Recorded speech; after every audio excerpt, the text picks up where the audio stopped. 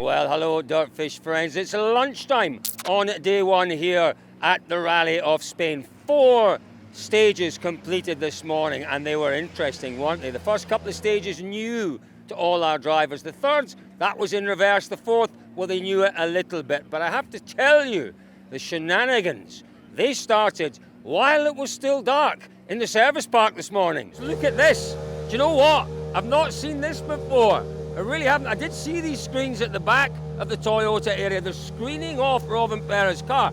Now, is that to keep our tyre spotters maybe a little bit in the dark? I don't know. I suspect so. But Toyota being very, very precious about what's going on with Rovanpera's car. So clearly there was a decision to be made out there about tyre choice. Why was that? Well, we saw some overnight rain. The conditions were damp but drying. And who did they suit the best?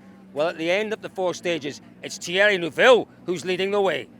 Car was working fine. We're just missing a bit of engine power in some stages where we probably were too soft on the mapping, and we went a bit more aggressive for the last one. But we have still margin for more.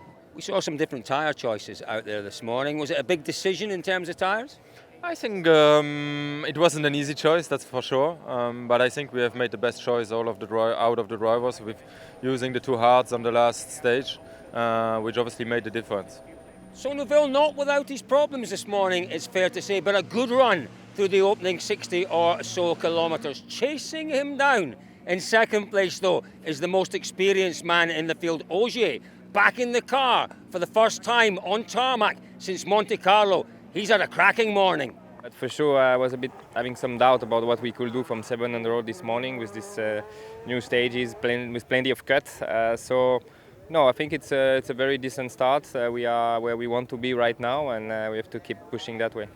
Chasing down Hyundais makes a difference from chasing down your teammate. Does it make a difference to your approach and maybe the level of risk that you're prepared to take? I think at the moment, top 4 or 5 cars are very close to each other, so we are kind of fighting everybody at the moment. So it's of course it's always different than if you have to toward the end of the rally to fight some guy from other team. You want maybe to give even harder push, but at the moment it's all very open, and we have to give our best anyway.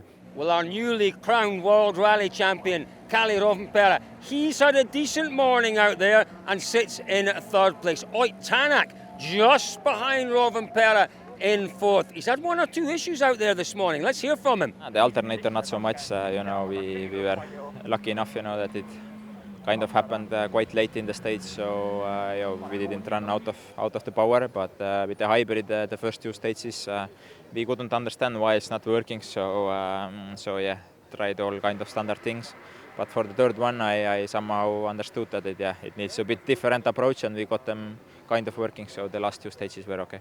Well, rounding out our top 5, it's Elfyn Evans. Just under 11 seconds separating our top 5. What do we expect on the rerun of our stages this afternoon? Well, it's going to be messy, that's for sure. Those cuts with the size of this field could be rather treacherous. Could it be a little bit damp? That's possible. We're looking at rain in the forecast, particularly for the final stage.